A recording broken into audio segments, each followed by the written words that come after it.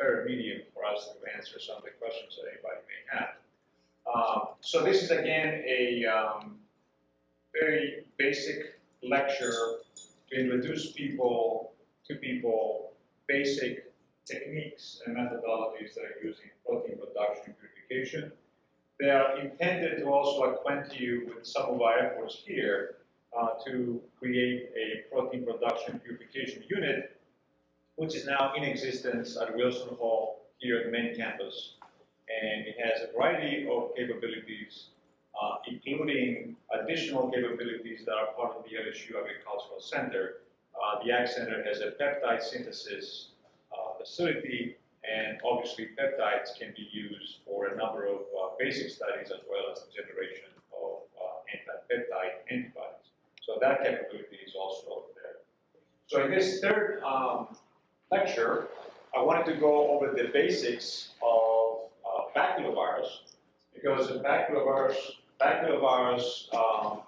expression systems, baculovirus-based expression systems in conjunction with insect cells, are very robust systems for the expression of proteins that typically require post-translational modification, so whether that would be acylation, phosphorylation, glycosylation, and so on.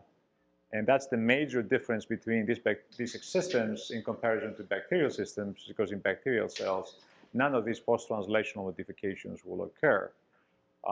The addition of post-translational steps, including specifically glycosylation, ultimately enhances the immunogenicity of specific fragments, especially when conformational antibodies or antibodies against conformational epitopes need to be generated. So there are really a number of advantages of using a baculovirus expression system. So baculovirus is a very brief introduction. Obviously, is a virus from invertebrates. Baculovirus is all present in invertebrates. They do not infect vertebrates or even plants. They won't replicate in them. Their genomes is double-stranded DNA, approximately 130,000 base pairs, 125 to 135,000 base pairs. And there are two subfamilies, the nuclear polyhedroviruses and the granuloviruses. The NPVs are really the ones that are commonly used as expression vectors, specifically the Autographa californica multiple nuclear polyhedron virus, or CMNPV. This is the strain of approximately 128,000 base pairs that typically it was been isolated from the Lepidoptera and alfalfa looper Autographa californica, and this is an endogenous baculovirus for this particular species. This virus, this baculovirus, is used in conjunction with at least 3 different insect cell lines. In this slide, we have SF9, and this SF9 insect cell line has been derived from the ovaries of the Spodoptera frugiperta, the armyworm. So this is a picture of the baculovirus, and it comes in 2 principal forms. One is the budded virus. This is the free virus, single virus that comes out from infected cells, infected insect cells, as is shown here on the left. And glycoprotein GP64 is the major glycoprotein that is used for entry. It's a fusogenic glycoprotein, and it has typical features of a fusogenic glycoprotein that mediates entry of the virus into infected cells. The occluded versions of the virus, they're really capsids or virions encapsulated in multiples within a particular membrane structure. And those then within the insect cells could form what are called occlusion bodies, which are really areas where there's dense material of viral material encapsulated. And typically you can distinguish infected cells from non-infected cells based on the presence of these occlusion bodies. So this is the life cycle of the baculovirus. The virus will replicate its DNA into the nucleus of infected cells, where it will form the viral occlusions that are quite easily seen by phase contrast microscopy. And the 2 distinct populations, where there would be the free virus, budded virus, or the occluded virions, could form these different routes. So the occluded virions are protected from desiccation, as it says here. They allow primary infection in the susceptible larva, and that's the intended purpose of being occluded. Once they ingest it, the occlusion is solubilized in the gut, releases the virions, which fuse with the midgut cells. The virion nuclear capsid then migrates to the cytoplasm in the nucleus and replicates, forms, and then it exocytoses, it traffics to the extracellular space as an occluded body or as a free virion. So again, this is a different structure of the free virus and the occluded viruses, and it turns out that the fusogenic glycoprotein GP64 is not only active in insect cells, but is also active in vertebrate cells. So it can be used, the baculovirus can be used as a transducing vector into any type of cell, epithelial cells or other cells you have in cell culture. But in order to express a transgene, it would require that the transgene is under a different promoter other than insect cell promoter, otherwise that promoter will not be used. And in fact, Invitrogen has a kit now where a baculovirus can be used for transduction purposes in any type of cell. But mind you, it does require very high titers of baculoviruses because the efficiency of entry is not as high as it would be in insect cells. And of course, the occluded virions, multiple DNA genomes that have different structure encapsulated in this fashion. So how do you distinguish infected versus uninfected cells using microscopy? And this is shown here. They're SF9 insect cells that are uninfected, micro-infected, as we say. And when they're infected with a wild-type baculovirus, they have occlusions. You can see those occlusions quite easily, and you can tell where you have an infected cell versus the uninfected that has none of those. And if you disrupt these formation occlusion bodies by disrupting one of the genes, polyhedrin genes, that is then used for viral assembly, then you can distinguish a recombinant virus from a wild-type virus because basically you have the lack of occlusion body formation. So how do you grow insect cells? Insect cells grow in low temperature, typically 28 degrees, slightly over room temperature. And you can grow them as adherent cells in a monolayer, as is shown here in plates, or you can grow them in suspension. And in fact, their ability to be grown in suspension is this critical property that allows scale-up of insect cell cultures. A lot of biotechnology companies using insect cell culture systems, either through a baculovirus or even permanent transformed insect cells that express a particular transgene to scale up large amounts of insect cell cultures, typically in the 20, 30, 50, or 100-liter cultures that are then used for large-scale purification for a biological active protein. And again, in insect cell cultures, of course, one of the differences between bacterial and insect cell culture systems is that typically insect cell culture systems, although they're robust in comparison to other mammalian vertebrate expression systems, you still require much more of a culture. It's much more labor intensive in comparison to an E. coli-based expression system that could really produce large amounts of protein in relatively small cultures. So advantages of insect expression: you can have yields up to 30 to 500 milligrams per liter for robust systems. In terms of activity of the protein, the production of the proteins will have post-translational modifications, phosphorylation, glycosylation, acylation, methylation. Although glycosylation is not absolutely native to vertebrate species, they're actually quite close. They do contain what is called the high mannose precursor chain that pretty much retains enables the true conformation of the protein. Flexibility of the system. The system can be easily used to scale up. Insect cells are ideal for expression because they do not require CO2 for growth and can be readily adapted to high-density suspension culture for large-scale expression. Again, post-translational modifications are present.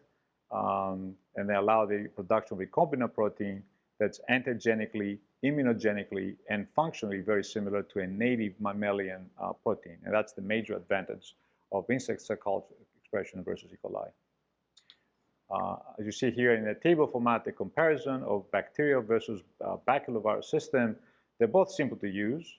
Protein size, you can have unlimited, meaning that you could express a very large protein. A glycoprotein of 1,000 amino acids could be potentially expressed in insect cells, but that would not be, by definition, be able to be expressed in E. coli.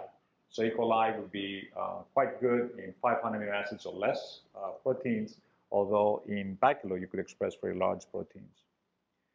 You could have multiple gene expression. Each baculovirus could probably, you could have up to 15,000 base pairs of heterologous gene expression. So you have multiple genes expressed. In fact, Invitrogen has the dual back system where you can have at least two genes, two rather large genes expressed from the same baculovirus. Over here, you have a number of systems that are active, as it is signal peptide cleavage, which is not really in bacterial systems. You have post-RNA processing, which is intron splicing, nuclear transport. You have a functional protein, of course, post-translation modifications like phosphorylation, glycosylation, and acylation. Although here, you have none of these in certain instances. So how do you construct then a recombinant baculovirus? And these are the basic steps, and I'll discuss the early method of the transfer vector method, as it's called, which in principle is used also for all new generation methods, and back-to-back would be a new generation method. And I will skip through some slides very quickly because we do have a little, a small overlap with what Vladimir will talk about to you. And Vladimir will focus specifically on the use of the back-to-back vector system for construction of recombinant baculoviruses. So the construction of recombinant baculoviruses under the transfer vector methodology, it is really a co-transfection of a plasmid that contains your gene with a second plasmid that has the viral genes that are needed. And then there is a recombination event between those two to actually produce the intact virus that has the transgene inserted into this. And in all methods, this was done by homologous recombination, depending on overlap sequences between the transfer vector and the wild-type genome that was provided either as a linearized genome or in a plasmid. In new methods, there are systems, recombination systems that have been added to it to allow for this recombination to occur much quickly. Indeed, the latest system from Invitrogen is to really make that recombination truly in a test tube, where you can add the plasmid and your linearized back genome and have the recombination occur in test tube, and then later on transfect directly into mammalian cells, bypassing E. coli totally. And that's a new system that has very recently appeared by Invitrogen. In the back-to-back system, again, the same thing is really a transfer vector method, but we transform E. coli containing a backmid DNA that contains most of the bacular genome, and then the target gene is transposed into the backmid. The backmid complete DNA is selected through antibiotic selection. So you create now a backmid, which is a bacterial artificial chromosome containing the baculovirus genome. You transduce really your transgene into the backmid, select for it, purify it, and then take that DNA backmid and transfect it into SF9 cells to recover the virus. Cell lines are available, SF9s, as I told you earlier, SF21s, and high fives. You can use multiple promoters that are endogenous promoters of baculovirus. Typically, the P10 promoter and the polyhedrin promoter are used because they're strong promoters for expression of heterologous genes in insect cells. So this is then the vector construction, the transfer vector, your bacterial DNA, either in the old method or through a backmid. In the old method, you transfect both of those, recombination occurs in cells, and then you ultimately recover the virus. In the back-to-back plasmid, all this happens into E. coli, selection occurs, isolation of the back DNA, and then transfection into eukaryotic cells. And Vladimir will tell you about the back-to-back system, but this is really depicted here. This is a picture directly taken out of the Invitrogen PDF manual. And we're going to upload the 4 different PDFs from Invitrogen under this lecture, so you can have direct access to all these systems, including some background information of the baculovirus expression systems. But I will allow Vladimir to go through some of this in his talk. And that's the timeline for doing the back-to-back system that we currently using in the lab. That's exclusively. And typically that would take Vladimir 7 to 8 days. Couple weeks, most likely, to go through this process. With a very new system, which is the what I'll discuss now, that we're not really focused on, but just for the sake of completion, introduce you to the very latest of what Invitrogen has to offer, and this is called a BaculoDirect, and it actually comes as a GST BaculoDirect, and it does include the new technology, which is called Gateway, and Gateway is really a way to be able to transpose a heterologous gene into an acceptor plasmid in vitro, in a test tube, where you really do the plasmid and your accepting vector, and by using a mixture of an enzymatic mixture, clonase would actually transpose your gene of interest into the vector inside the test tube before you do anything. So this will save time because it allows for rapid cloning of the gene of interest into the bacular genome without the need of traditional homologous recombination or even site-specific transposition. And the site-specific transposition is really the basis for the back-to-back system that Vladimir will talk about. This system has a GST tag to allow for easy detection and purification, and also increased solubility. The linearized baculovirus DNA provided with a kit and a ganciclovir selection inhibits the replication of the non-recombinant virus that would be part of the mixture in the transfection and eliminates the need for plaque purification. Because in most instances, what we're doing here, we're producing a virus. And in order to really be absolutely sure that this virus is really truly the recombinant virus exclusively, so it can be maximized for expression, we need to plaque purify, as we do for most viruses.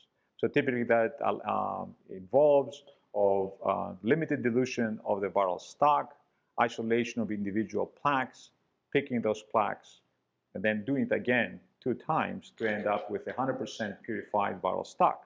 That actually gives you, it slows down the process because it will take you at least 2 or 3 weeks to get a really purified baculovirus stock. With the Gateway system and the Baculovirus Direct system, you can eliminate all of that and will allow you the construction of the baculovirus from beginning to the end within 7 days, including plaque purification. And this is shown here, where basically it's a schematic from the Invitrogen kit, where you have an entry clone.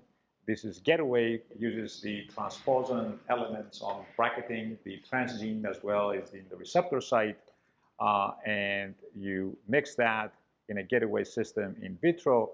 There is in vitro transposition of your heterologous gene into the DNA, and then there's direct transfection into the insect cells and selection through ganciclovir to select the recombinant virus. And after that, you're really ready to go into production and ultimately purification of the heterologous protein. Again, we'll include the PDF manual on the website, so you can go through this. There are nice details of the whole system, and you can go through this at your leisure. And this is the for the BaculoDirect, which is something that we'd like to use in the future. Again, we have focused exclusively our efforts so far in our laboratory as well as the protein core on the back-to-back system because this particular system was really new. But in this new system, hypothetically, within 10 days, you get the Gateway entry vector, you use the clonase transposition, transfect the mixture into insect cells, collect the P1 viral stock, then you can reinfect and amplify. And typically for baculovirus construction, what we normally do is create a small stock of virus and then amplify that at least a couple times till we reach a high titer virus stock that then finally it's used for expression purposes. Because it's very important at your final step when you produce protein to have a high titer viral stock where all the cells infected at a high multiplicity of infection, number of viruses per individual cells. So you can go into protein purification, infection, you can have the virus within 7 days, and then hopefully if your purification scheme works through affinity chromatography or any other method, within 10 days you can have a purified protein.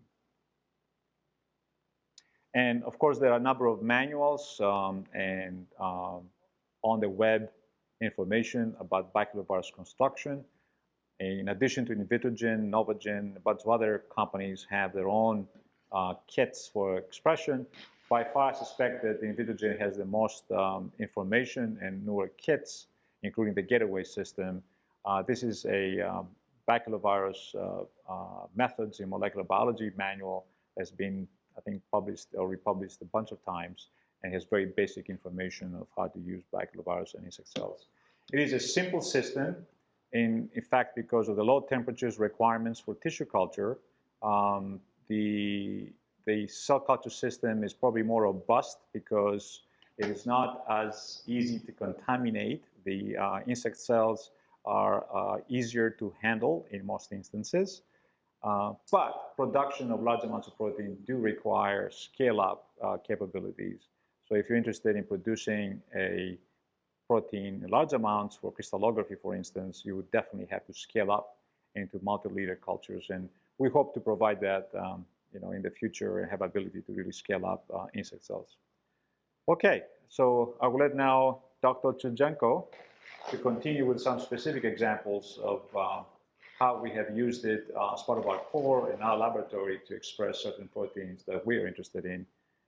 And obviously, we can help you do the same either here or in your own laboratory, wherever you are. Okay,